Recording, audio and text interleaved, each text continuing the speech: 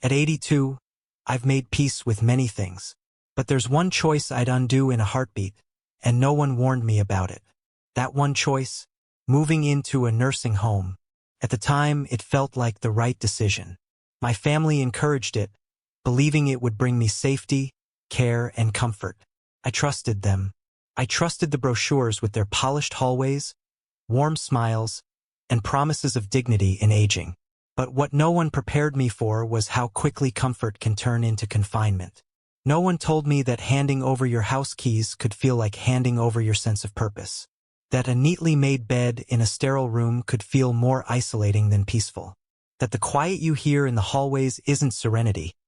It's the echo of lives slowly fading into routine. Most people see a nursing home as a place of convenience, even compassion. I did too, until I realized it changes everything. Your independence, your movement, your voice, your identity.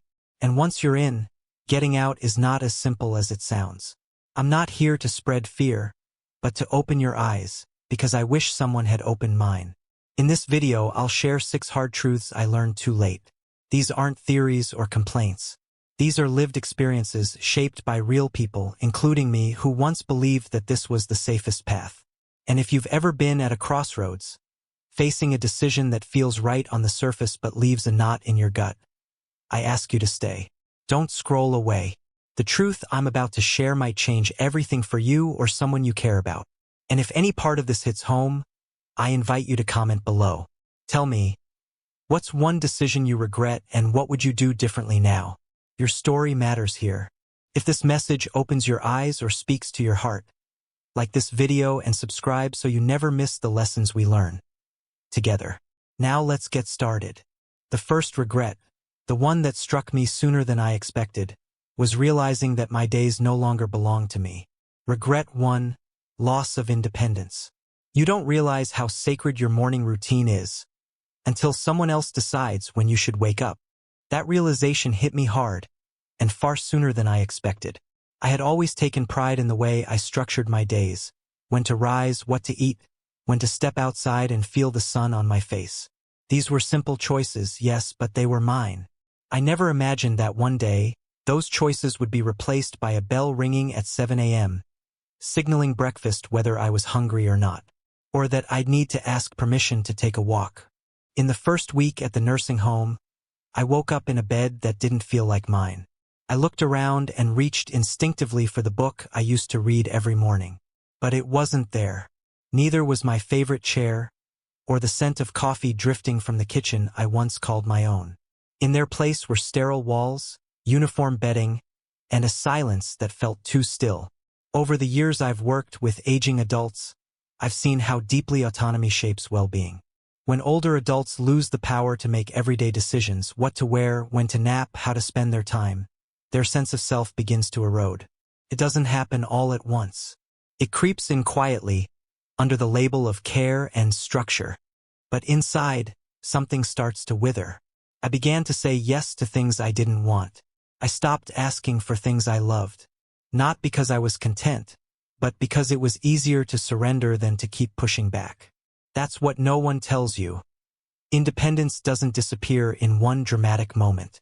It slips away in pieces, until one day you no longer remember what it felt like to choose for yourself. And the most painful part? Once it's gone, reclaiming it feels nearly impossible. If you're considering a nursing home, ask yourself honestly, are you truly ready to trade the quiet freedom of your daily rhythm for the predictability of someone else's plan? Because once those small freedoms disappear, you'll miss them far more than you ever thought possible. Now let's move forward, because the next truth I uncovered was even harder. And it wasn't just about me. It was about being slowly forgotten by the people I love most. Regret 2, feeling forgotten. I never imagined how quickly the world could move on without you. When I first arrived at the nursing home, my family reassured me, lovingly, that I wouldn't be alone. We'll visit every week, they said. And at first, they did. My daughter came by with fresh fruit and warm hugs. My grandchildren brought their laughter and stories from school. For a little while, it felt like life still reached me, even from the outside. But slowly, almost silently, those visits became fewer. Phone calls replaced presence. and then even those faded. Holidays came and went with vague promises. We'll try to stop by. But often, something came up. I would find myself sitting in the common room, watching the entrance door, not for any specific face, but for any sign that I was still remembered. I've worked with hundreds of older adults over the past decade, and I've seen this pattern more times than I care to count. It's not because families stop loving you. It's because life moves fast for those not living inside these walls. Out of sight, out of mind. You may still live in their hearts, but the rhythm of everyday life drowns out the urgency to visit, to call, to connect. Loneliness isn't just a feeling. It's a slow unraveling of relevance. You begin to wonder if you're a priority or just an afterthought. I remember one evening, I held my phone for 20 minutes, trying to decide whether to call my son. I didn't want to interrupt. I didn't want to be that kind of parent. So I put the phone down, and that was the moment it truly hit me. This wasn't a temporary phase. This was my new reality. If you're thinking about entering a nursing home, ask yourself this. Are you emotionally ready to be remembered less and less, even by the people who mean the most? Because no matter how much they care, distance and routine can turn love into absence. And loneliness like this, it doesn't shout. It whispers and it stays. If this resonates with you, if you've ever felt left behind by time, comment below with a simple, I know this feeling. Let's not stay invisible. Let's be seen. Now let's move forward. Because while being forgotten by others is hard, losing your purpose, forgetting why you wake up each day, is something else entirely. And I learned that next. Regret 3, losing my sense of purpose. At first, I thought I was just changing where I lived. I didn't realize I was also changing why I lived. Back home, every day had a rhythm, small tasks, little responsibilities, things that needed me. Watering the plants, brewing my coffee the way I liked it, folding laundry with the TV humming in the background. None of these were grand achievements, but they gave my life structure, and more importantly, meaning. When I moved into the nursing home, those small rituals vanished. Meals were brought to me. My room was cleaned by someone else. No more grocery lists. No more tiny messes to manage. At first, I told myself it was a relief. Finally, I thought, I can rest. But after a few weeks, rest turned to stillness. And stillness turned to emptiness. Days stretched out not because I had too much to do, but because I had nothing that required me. As someone who has worked with seniors for over 10 years, I've seen this shift time and again. When older adults lose their daily roles, their sense of usefulness begins to fade. And when you feel useless, the mind starts to quiet. Not in peace, but in withdrawal. I remember George, a man I met during my first month here. He was 84 and had been a carpenter for most of his life. At home, he'd tinker in his garage, build small shelves, repair broken furniture for the neighbors. But here, there were no tools. Nothing to fix. Nothing to finish. I watched his strong hands grow still. I just feel unnecessary, he told me one day, and I understood him more than I wanted to admit. Without something or someone to care for, to be responsible for, we begin to drift. Aging is not just about physical decline. It's about identity erosion. If you're considering a nursing home, ask yourself, what gives your life meaning right now? And can you preserve it in that environment? Because filling your time with activities isn't the same as living with purpose. If you've ever gone through a season where you felt invisible or irrelevant, comment below with just one word, purpose. Let's remind each other that we still matter. Now let's move forward, because the next truth wasn't about my mind or my heart. It was about my body, and how fast it started to change when I stopped moving. Regret 4, declining health faster than expected. I wasn't running marathons before I moved in, but I could still do the basics, walk around the block, cook a simple meal, stretch in the morning, carry my laundry. I had my little routines and they kept me going. But once I moved into the nursing home, everything that had once kept me physically alive started slipping away. At first, it felt like comfort. Meals delivered to my table. My bed made for me. Call buttons at arm's reach. I didn't have to do anything, and that seemed like a blessing. But here's what no one tells you: the less you move, the faster you fade. Within weeks, I noticed my legs getting stiffer. It took me longer to get up from a chair. I started holding onto the railings in the hallway more than I used to. And slowly, I went from walking confidently to needing someone beside me.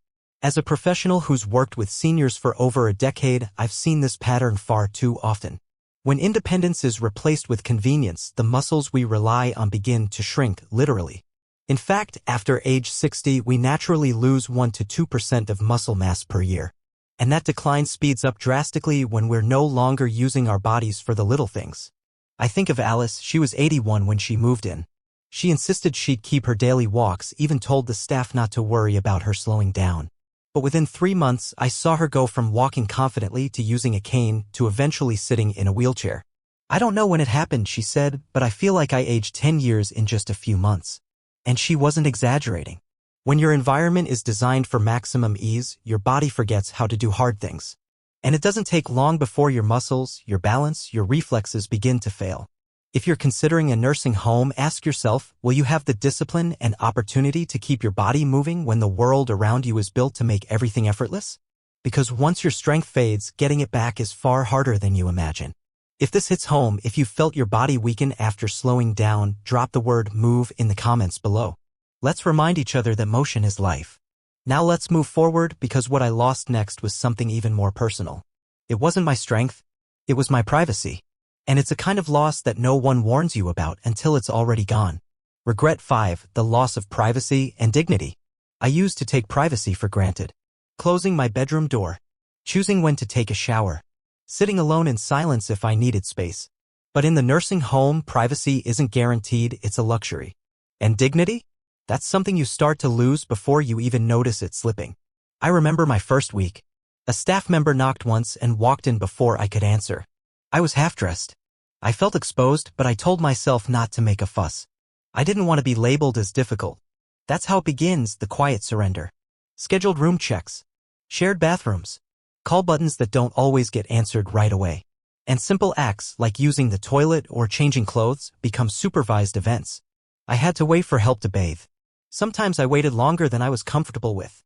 Other times I was rushed. The worst part? Knowing that you're not in control of when and how your basic needs are met. Over the years working with seniors, I've seen how this gradual loss of autonomy affects more than routine. It strikes the heart of a person's identity. When people start speaking to you like a patient, not a person, when your daily life is scheduled by staff and policies instead of preference, you begin to feel less like yourself and more like an object being managed. I was lucky to have a kind roommate. But not everyone is. I've heard stories from residents sharing rooms with people who yelled through the night, who didn't bathe, or who suffered from advanced cognitive decline. And no matter how hard you try to decorate your side of the room, it never truly feels like yours. The truth is, when you lose privacy, you begin to lose your dignity. And the longer you live that way, the more you accept it as normal until one day you no longer expect to be treated with respect. If you're considering a nursing home, ask yourself, are you truly ready to hand over the parts of your life that have always been yours, your space, your body, your voice? Because once dignity is compromised, it's hard to recover. If this resonates with you, comment the word respect below. Let's not let anyone forget what we still deserve. Now let's move forward, because what came next wasn't just personal. It was permanent. It was the moment I realized that even if I wanted to leave, I couldn't. Locked regret 6, realizing it's harder to leave than you think. When I first moved into the nursing home, I told myself it was temporary. I needed time to recover after a fall, and this seemed like a safe place to do it. Just a few months, I thought. Then I'll go home.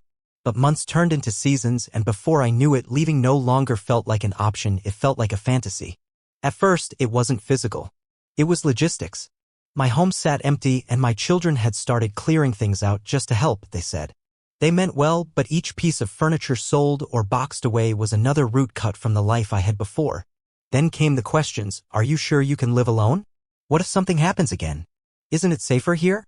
I began to doubt myself. And that's how it starts, not with a locked door, but with fear. The truth is, the longer you stay in a nursing facility, the more dependent you become, not just on others, but on the system itself. You get used to not cooking, not cleaning, not moving too much. And as your routines shrink, so does your confidence. I've seen it happen over and over again in my professional life. A person walks in needing light support and, within a year, can no longer function independently. Why? Because the environment makes it easy to stop trying. And when you stop trying, your body and your will follow. By the time I said, I think I want to go home, my children looked at me with hesitation, concern, and a bit of quiet disbelief. And I realized something painful. I no longer had the strength to go. My legs weren't what they used to be. My house wasn't ready. And in truth, neither was I.